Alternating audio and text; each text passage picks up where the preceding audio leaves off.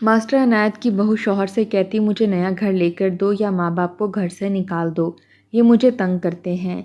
बेटा माँ बाप से पूछता तो वो कहते तुम्हारी बीवी झूठ बोलती है, हमने आज तक इसे कुछ नहीं बोला। एक दिन वो घर आया, इसकी बीवी झगड़ा कर रही थी। इसने शौहर की आहट सुनी तो दीवार से टक्कर मारकर सर फोड़ लिया और मास्टर साहब पर तशद्दुद का इल्ज़ाम लगा दिया। तो बेटे ने गुस्से में बाप को थप्पड़ दे मारा। तो मास्टर साहब बीवी को लेकर घर से चले गए और अगले दिन सारा ससुराल घर आकर जश्न मनाने लगा। तो ऊपर से मास्टर साहब का बेटा भी आ गया तो सबके होश उड़ गए, क्योंकि मास्टर अनायत ने अपने बेटे की शादी की तो तीसरे दिन ही इसकी सास साली इसकी बीवी के कमरे में आकर बैठी हुई थी और किचन में इसकी बीवी अपनी बहू के मेके वालों के लिए चाय और लवाजमात का इंतज़ाम कर रही थी। मास्टर स्कूल में पढ़ाने के बाद ट्यूशन पढ़ाता था और फिर घर आया था। दोपहर का खाना वो जहाँ ट्यूशन पढ़ाने जाता इसके शागिर्द इसे इसरार करके खिला देते। घर आया तो बीवी कहने लगी आपके लिए भी चाय बना दूँ। वो कहने लगा कि बहू कहाँ है। कहने लगी कि इसके मैके वाले आए हैं, अपने कमरे में हैं। मास्टर अनायत को ये बात बड़ी अजीब लगी। कहने लगे मैके वाले आए हैं तो क्या ड्राइंग रूम में नहीं बैठ सकते, कमरे में बैठने का क्या मतलब है। इसकी बीवी रज़िया कहने लगी रहने भी दें अनायत, कुछ नहीं होता, अपनी बेटी से मिलने आए हैं, कमरे में आराम से बैठे होंगे। मास्टर अनायत ने अपने माथे पर बल डाले थे। कहने लगे अच्छा ठीक है, तुम किचन में क्या कर रही हो। कहने लगी मेहमान आए हैं तो चाय का इंतज़ाम कर रही हूँ, आप कमरे में जाकर फ्रेश हो जाएं, मैं आपको भी चाय देती हूँ। बहरहाल मास्टर अनायत अपने कमरे में गया, हाथ मुंह धोया तो इसकी बीवी चाय और शामी कबाब बिस्किट वगैरह लाकर रखकर चली गई। अभी वो चाय पी रहा था जब ठट्टे लगाकर हंसने की आवाज़ें बाहर तक आने लगीं। मास्टर ने अपने घर का माहौल काफ़ी सुलझा हुआ रखा था। बेटे की तरबियत भी ऐसी थी, इनके घर में तो कोई ऊंची आवाज़ में बात तक नहीं करता था। इनकी बीवी 10 जमातें ही पढ़ी थी, लेकिन शौहर की संगत में रहकर इसे देखकर कोई ये नहीं कह सकता था कि वो सिर्फ 10 जमातें पास है। मास्टर अनायत ने शुरू से ही अपने घर का माहौल बहुत ही सुलझा हुआ रखा था। बीवी से बहुत आराम से बात किया करते और वो भी वैसे ही धीमे लहजे में बात करने की आदी थी।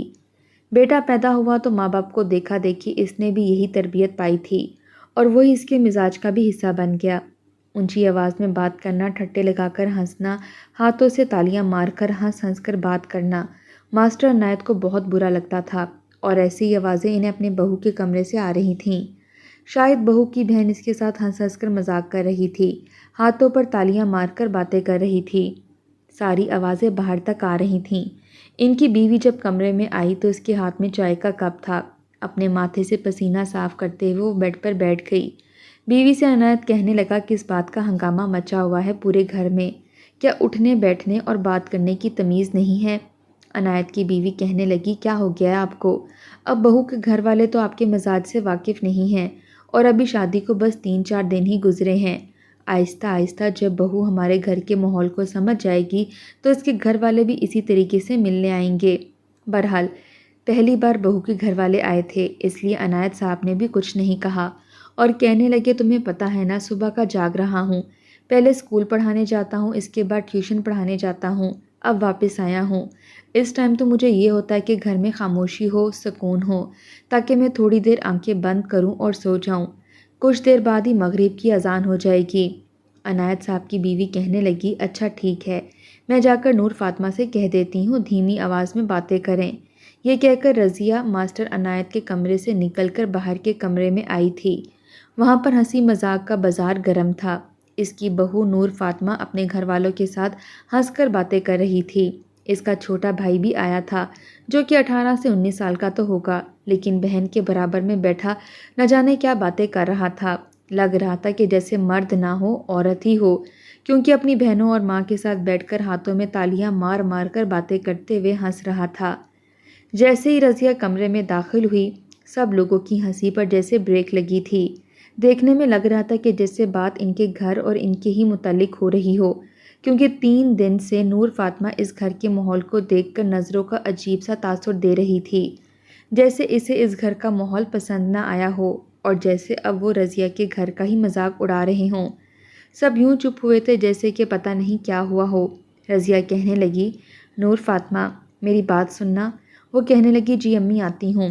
फटाफट से उठकर रज़िया के पास आ गई। कहने लगी, तुम्हारे अब्बा अभी थक कर वापस आए हैं, थोड़ी देर आराम करना चाहते हैं। हमें इस बात पर एतराज़ नहीं है कि तुम हंसी मजाक में बात ना करो, लेकिन थोड़ा धीमी आवाज़ में बात करो। वो थोड़ी देर सोना चाहते हैं। वो कहने लगी, अच्छा अच्छा ठीक है। जैसे ही कमरे से बाहर रज़िया निकली, नूर फातिमा ने ज़ोर से कमरे का दरवाज़ा बंद किया था। फिर अंदर से इसकी आवाज़ आने लगी, अब ये बुढ़िया मेरी जान खाएगी। ऐसे बैठो, ऐसे ना बैठो, ऐसे बात करो। अरे घर है या जेल खाना? मैं तो 3 दिन में ही तंग हो गई हूँ। अम्मा, इनके घर में सांस भी लो तो कहते हैं कि सांस लेने की आवाज़ ना आए। हमारे घर की तरह थोड़ी है मन मौजी ज़िंदगी, जैसे चाहे बात करो, जैसे चाहो हंसो बोलो। रज़िया बाहर ही खड़ी हो गई। बहू की गुलफिशानियाँ सुन रही थी, जिसे आए हुए 8 दिन भी नहीं गुजरे थे। इसकी माँ कहने लगी, बस तुम अपने शौहर को काबू में रखना सीखो। जो गुण मैंने तुम्हारे पल्लू से बांधे हैं, बस इसका इस्तेमाल करो। अरे ये सास ससुर ऐसे ही होते हैं, चाहे इनकी जितनी मर्जी खिदमत कर लो, इनकी बातें मान लो, इनकी नज़र में तुम कभी भी अच्छी नहीं बन सकती। इसलिए कोई ज़रूरत नहीं है अपनी एनर्जी इन लोगों पर वेस्ट करने की। बस अपनी मर्ज़ी की ज़िंदगी जियो। इसकी बड़ी बहन कहने लगी, मुझसे ही सबक हासिल करो। तुम्हारे बहनोई को मैंने कैसे काबू में कर रखा है। मजाल है कि मेरे कहे बगैर अपनी माँ को सलाम भी करने चला जाए। नूर फातिमा कहने लगी, बेफिक्र रहें आप ही, मुझे पता है कि शौहर को कैसे काबू में करते हैं। आजकल तो वैसे भी वो मेरे ही गुण गाता है। इसका भाई कहने लगा कि वाह वाह क्या बात है तुम लोगों की, मुझे भी ज़रा बीवी को काबू में रखने के गुण अभी से सिखाना शुरू कर दो, ताकि जब मेरी बीवी आए तो मैं भी इसे काबू में रख सकूं। इस पर इसकी बड़ी बहन ने कहा कि शर्म करो, अभी तो तुमने 12 जमातें भी नहीं पढ़ी, पहले कमाना तो सीख लो। शादी की कितनी आग लगी है तुम्हें। अजीब सी बातें थीं, अजीब सा रवैया था। रज़िया समझ गई थी कि लड़की की तरबियत इतनी अच्छे तरीके से नहीं हो पाई, लेकिन इसे ये यकीन था कि जैसे मास्टर अनायत की संगत में रहकर रज़िया ने अपनी ज़िंदगी को बदल कर रख दिया था। मास्टर अनायत के रंग में रंग चुकी थी, बहू भी शौहर के और ससुराल वालों के रंगों में रंग जाएगी, लेकिन ये इनकी बहुत बड़ी भूल थी। नूर फातिमा के घर वाले आए रोज़ अपनी बेटी के घर आते रहते थे। कभी इसकी कोई बड़ी बहन इसके घर में बैठी रहती तो कभी कोई। ज़्यादातर वक्त वो अपने कमरे में गुजारती थी। शुरू के 1 महीने रज़िया ने बहू के मैके वालों की खूब खिदमत गुजारियाँ की थीं। कभी वो रात का खाना खाकर जाते, कभी शामी कबाब और चाय कॉफ़ी का एहतमाम करना पड़ता। मास्टर अनायत के बेटे फ़ारूक की जॉब बहुत ज़्यादा अच्छी ना थी अभी, इसीलिए मास्टर अनायत को भी स्कूल पढ़ाना पड़ता था और ट्यूशन भी पढ़ाना पड़ता। फिर जाके घर का गुजर बसर अच्छा हो रहा था। 1 महीने में काफ़ी बजट आउट हो चुका था। अनायत ने अपने बेटे को कमरे में बुलाया। फ़ारूक बाअदब बाप के सामने खड़ा था। अनायत साहब कहने लगे, ये तुम्हारी बीवी ने क्या तमाशा पकड़ रखा है। फ़ारूक कहने लगा, क्या बात हुई अब्बा? नूर फातिमा ने कुछ कहा है आपसे?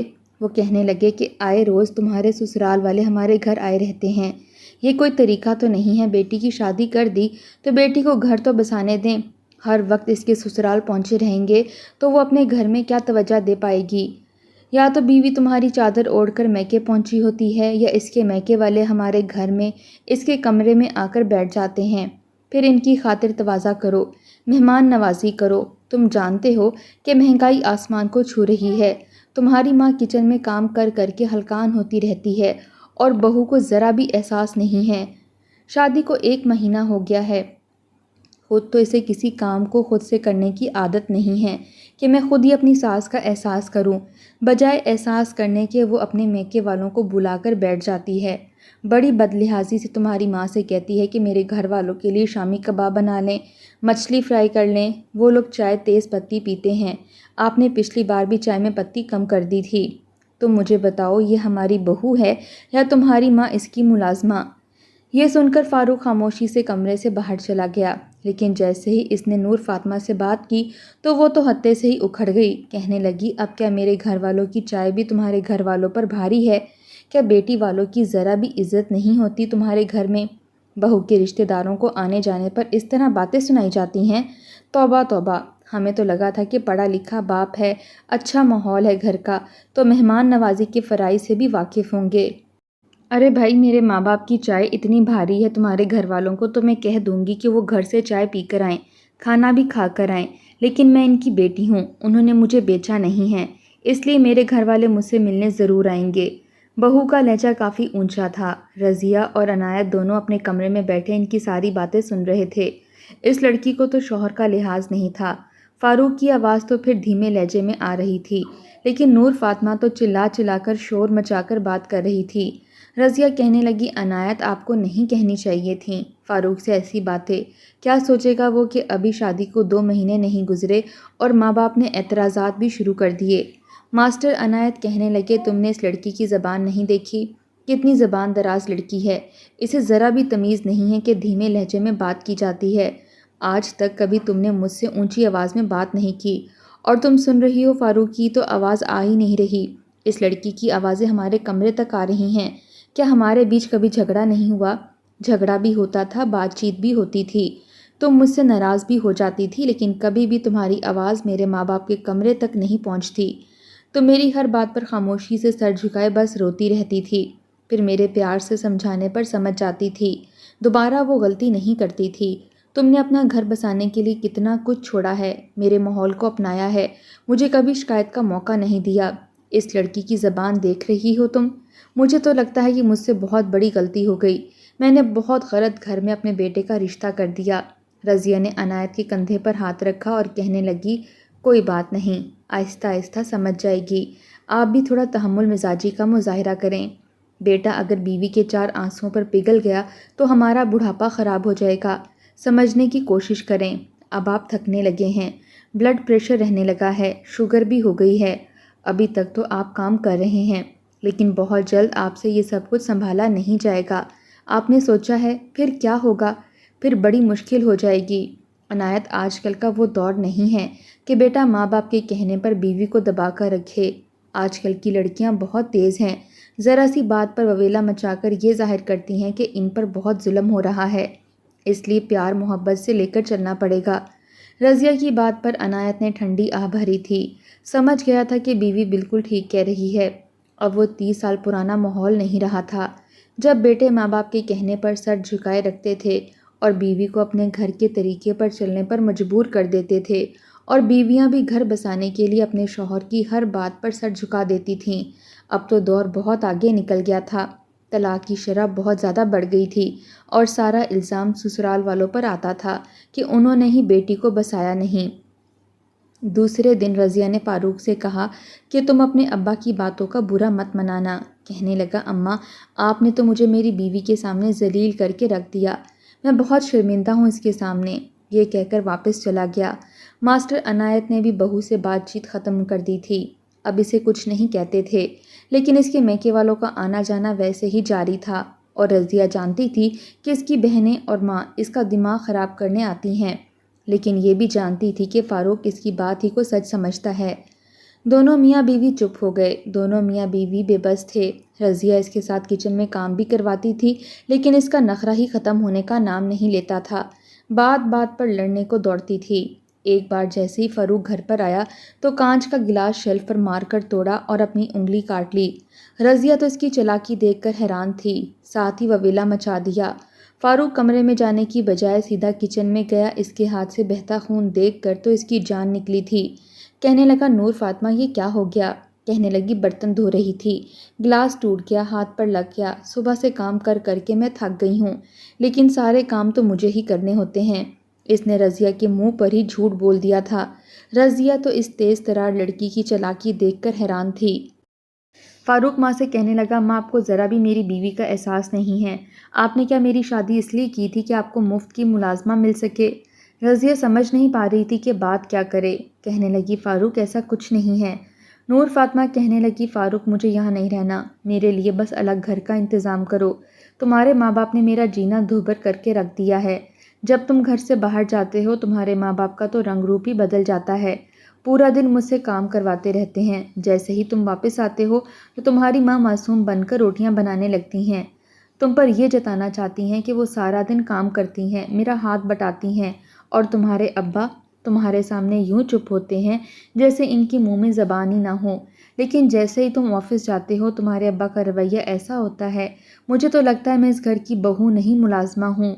नूर फातिमा झूठ पर झूठ बोले जा रही थी। रज़िया तो इस चालाक लड़की को देखकर जितना भी हैरान होती उतना ही कम था। بہرحال فاروق چلانے لگا۔ رضیہ یہ سمجھ نہیں پا رہی تھی کہ بیٹے کو سنبھالے تو سنبھالے کیسے۔ ماسٹر عنایت اپنے کمرے میں تھے، جب شور کی آواز سنی تو کچن میں آ گئے، جہاں پر ایک شور برپا تھا۔ ماسٹر عنایت کہنے لگا، کس بات کا شور شرابہ ہو رہا ہے یہاں پر؟ پھر فاروق سے کہنے لگے، کیا تم بھی اپنی بیوی کے ساتھ رہ رہ کر بدتمیز ہو گئے ہو؟ فاروق نے یہ سنا تو کہنے لگا کہ آپ میرے سامنے کچھ ہوتے ہیں ابا، میرے پیچھے کچھ۔ میں آپ کی بہت عزت کرتا ہوں، لیکن مجھے نہیں پتا تھا کہ آپ میری بیوی کے ساتھ ایسا سلوک بھی کر سکتے ہیں۔ ماسٹر عنایت نے کہا کہ میں تو تمہاری بیوی سے بات تک نہیں کرتا، سارے کام رضیہ کرتی ہے۔ کہنے لگے، بس بس چھوڑ دیں ان باتوں کو، مجھے سب پتا ہے کون کیا کرتا ہے۔